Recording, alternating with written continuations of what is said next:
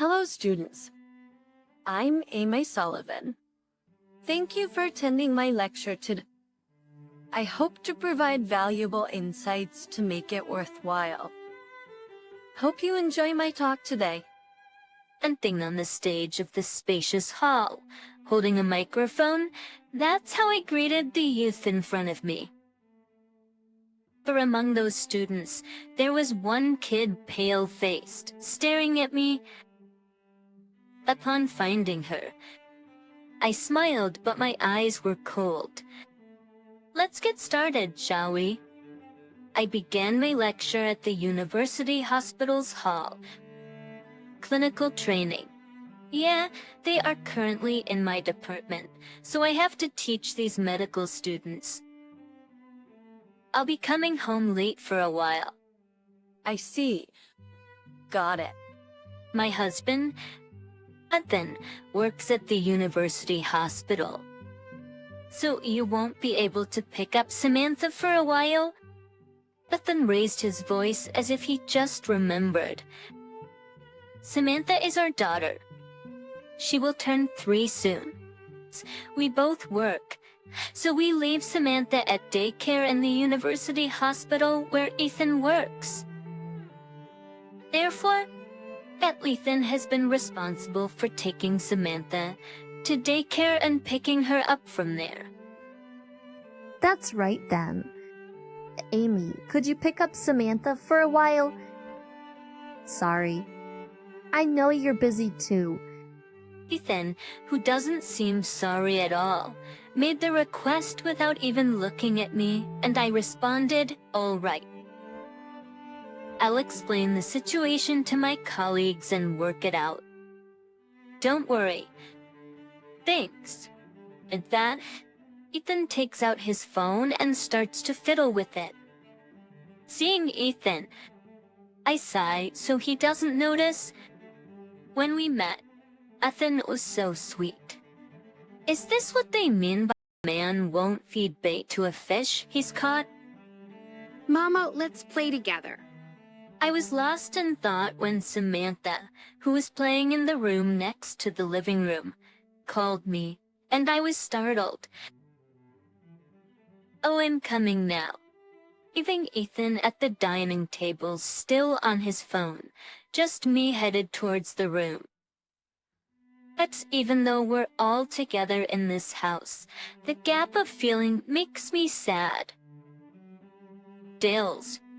I went on to play with Samantha. I met Ethan at our college club.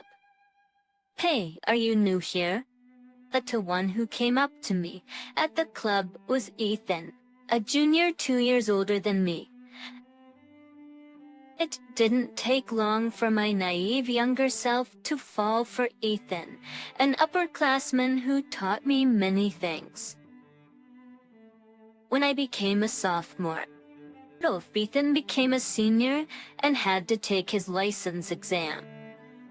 Now that I expected to see him less, I gathered my courage and confessed my feelings to Ethan, cheered on by my friends.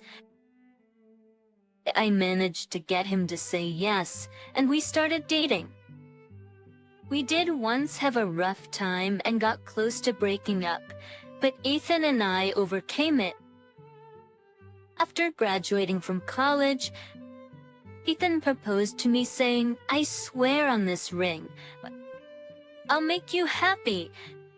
Amy, will you marry me? Yes. Thank you. My graduation topped with Ethan's proposal. I was the happiest I had ever been, and tears ran down my cheeks. But looking back, that might have been a mistake. I should have taken time to think it through rather than get swept away by the mood of the moment. Our married life began smoothly, but after the birth of our daughter, Samantha, I could feel Ethan growing colder towards me day by day. We were practically a loveless married couple. The reason we're still together is because of our daughter. Matter of fact, there's no real reason to break up either. Ethan isn't physically or verbally abusive. He's not exactly uncooperative with raising Samantha either. Well, there's no love between us. I suppose he's still needed for our life with Samantha. It's often said that love and marriage are different. I wonder if this is what that means. I sighed. Well, if it weren't for him, I would have never had Samantha. Perhaps I should consider this a kind of happiness. As I muttered these words to myself, I walked into the university hospital. I was there to pick up Samantha. Ethan said he would be late today, so I came to pick her up. While walking in the premises, I saw something unbelievable. Ethan was walking arm in arm with a young woman. Ethan and the young woman, unaware of my presence, were about to walk past me. In disbelief, I couldn't help but call out, "Ethan." The man who turned around was unmistakably Ethan. "I'm Tammy." "What? Why are you here?" As Ethan showed clear signs of being flustered, I let out a sigh of disbelief. "Why?" "I'm here because you said you'd be late, so I came to pick up Samantha." "What about you? Who is she?"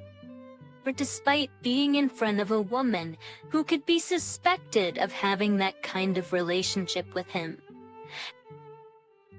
I was surprised that I was able to snap at Ethan like this. "Tartan, I'm not upset. I don't have feelings for this person anymore. She's a student who is currently interning here." "Done. I was planning to mentor her further." As he stammered, I asked, "Mentor? Interesting. Do you mentor her even outside the hospital? What do you teach her?" I asked with a look of disdain. The young woman who was on Ethan's arm then stepped forward. Hello, my name is Tiffany. I'm a medical student. By any chance, are you Ethan's wife? She asked in an obnoxiously high voice that made me want to block my ears. "Yes, I am. And who are you to Ethan?" In response to my question, this woman named Tiffany looked me up and down as if she were evaluating me. Then she snorted in a mocking laugh. I'm Ethan's girlfriend. It's funny that an old woman like you is Ethan's wife. It's such a mismatch. As Tiffany bluntly said that to me, his wife, Ethan started to look flustered. Flustered. Stop it. No, Ethan, you have to let her know. You're an outstanding surgeon earning $100 million a year, unlike this unemployed old woman. I'm going to be like you one day, so this old woman stands no chance. As Tiffany provocatively addressed me, Ethan exclaimed, "Stop it," and pulled Tiffany away from me. Can you please go home for today? Not seeming to care about Ethan's situation, Tiffany pouted. Why? What's wrong? I need to explain things to my wife. See you another time. Fine, but you better explain that you're breaking up with your wife to be with me. See you tomorrow. Dr. Ethan. With that, she kissed Ethan on the cheek, waved goodbye, and left the scene. As she passed me, she brought her mouth close to my ear and said, "Oh, by the way, about what he's teaching me freaky things, huh?" Tiffany's words, spoken with a tone that seemed to end in a heart shape, sent shivers of disgust down my spine. Please have a good talk with Ethan, ma'am. After Tiffany left, I pasted on a mask of a smile and muttered in front of frozen Ethan, "She's got some nerve." In the end, Ethan and I together went to pick up our daughter. Samantha and we three went home together. It would probably be the last time we would go home as a family. We haven't made any decisions yet about the matter and agreed to discuss it after we get through with our busy schedule. Ethan acted unusually kind, as if he wanted to regain my trust even for a short while. He was just like when we were dating. But at this point, even if you act that way, my heart won't be moved anymore. Today marks the end of it all. I declared so with determination. Just then, I heard a voice of an MCA from the stage.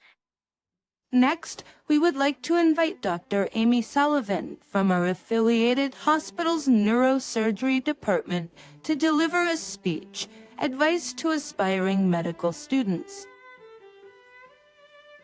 Dr. Sullivan, please. As my name was called, I ascended the stage. It's in front of me were seats filled with great numbers of young people, and scattered around were a few older individuals as well. I took the mic positioned in the middle of the podium and began to look around. Hello, students. I'm Amy Sullivan. Thank you all for coming today. I will make this lecture as meaningful and insightful as possible. I addressed the young crowd in front of me. Just as among these young people, there was just one who was staring at me with an astonished look on her face. It was Tiffany. But despite my cold gaze, I kept a smile on my face and began my talk in the university hall. Shall we get started then? As you can see, a doctor is an extremely demanding profession. One of the perks of being a doctor, I would say, really is our high salary. Everyone started murmuring upon hearing my frank opinion. I mean, I'm sure that's something we all want to know anyway. The annual income of a doctor varies. Six's sections in neurosurgery, which I specialize in, it's about $100 million, just kidding. The crowd laughed at my joke. In the midst of this, Tiffany, even knowing that I am a doctor, remained calm and listened without causing a commotion. I hope she continues to listen to the truth. Well, of course, it won't go as high as $100 million, but a good amount might be around $1.05 million. This neurosurgery probably pays the highest among surgeons. An income of $1.05 million is something you won't see unless you're a popular YouTuber or a celebrity. Exclamations rise from the young crowd. One of the reasons is that I thought young people would be interested, but the main reason is Tiffany's words. The first time I met Tiffany, she told me, "Ethan, you're a genius surgeon who earns $100 million a year, unlike a jobless old woman like her." The reason I brought up her salary was because I wanted to let her know the truth. I take a deep breath and continue my talk. Being a doctor may bring a high salary and seem like a dream job, but you have to carry the weight of people's lives. It is a great responsibility. I believe the reason for a high salary is right there. If you are not prepared for that, you are not qualified to be a doctor. I stared straight at Tiffany. But even as doctors are human beings, subject to being lured by various temptations. Lastly, a doctor is someone who saves lives. Yet, if I were a patient, I'd want the doctor standing in front of me at that moment to be an individual of integrity. I hope that each and every one of you can become such a doctor. My words left the auditorium in silence. After a moment, a slow ripple of applause began, which soon turned into a standing ovation. At Remedial Cheese, whether my words reached Tiffany or not, it's safe to say that this lecture was a success. I bowed politely and left the stage. Then I headed somewhere. Excuse me. Actually, I opened the door of the lab, which had a plate that read Neuroscience. A man in his 60s sitting on the couch greeted me. Oh, I've been waiting for you. Just fulfilling your request. Thank you for inviting me to give a lecture. Professor Johnson. It's so Johnson, the man addressed, smiled and looked at Ethan and Tiffany sitting on the opposite couch. Well, it was a really great lecture, wasn't it? Right. Ethan? Tiffany? Ethan and Tiffany, not smiling even a little, were sitting rigidly. Why were these two in Professor Johnson's lab? It's because I had asked them to come. Victoria asked Ethan to come to Professor Johnson's lab with Tiffany because there was something important to discuss. So you guys are getting a divorce. What a shame. Professor Johnson commented with a folk's troubled laugh, though his eyes did not smile. Taken aback, Ethan exclaimed, "Divorce? I didn't hear anything about that. Please, Amy, I don't want to break up." That's though his eyes did not smile, taken aback. Tiffany retorted to Ethan's plea. What? Why? Like you're going to break up with her and date me, right? Watching these two, I sighed. Tiffany started to laugh at my words. Are you still holding a grudge for me calling you jobless? Sorry, but you make $1.05 million a year, right? Ethan is an outstanding surgeon who earns $100 million. Thank you for letting go of such a husband. Really, thank you. My head began to ache at Tiffany's remarks, and I held my head with my hand. Ethan, too, was holding his head with both hands. Such an insensitive girl. I said in the lecture, didn't I?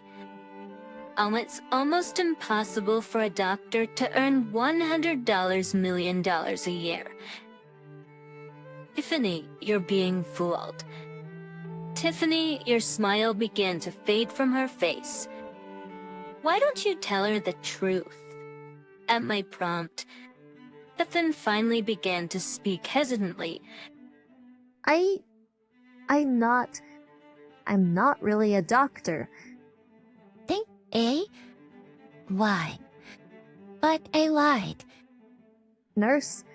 Upon hearing this, Tiffany's face showed a moment of confusion before slowly morphing into a look of anger as she finally grasped what Ethan said. What? So you're far lower than a doctor? You fooled me. You're the worst. I'm sorry. I just wanted to have a bit of fun with you. Tiffany, I'm really sorry. The truth is I've only ever loved Amy. That ever since our daughter was born, you've been neglecting me, and I felt lonely. As the two were wailing, I made a face of disbelief. Ms. Kelly, being a nurse is also an honorable profession. Withdraw your disrespectful statement. You're also awful for seducing a married man and making fun of his profession. And you, Ethan, do you remember making the same excuse before? That's right. This wasn't Ethan's first time. He's also done it once before. The crisis that had once brought us to the brink of separation was because of that one time he cheated before. Plus, when I was busy studying for my MCAT, Ethan cheated, using that as an excuse. I've only ever loved you, Amy. But since you've been so busy studying, I told you there won't be a second time. I placed the divorce papers on the table. My part is filled out. You should write yours.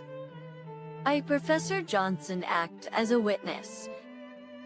I'm sorry for causing a scene.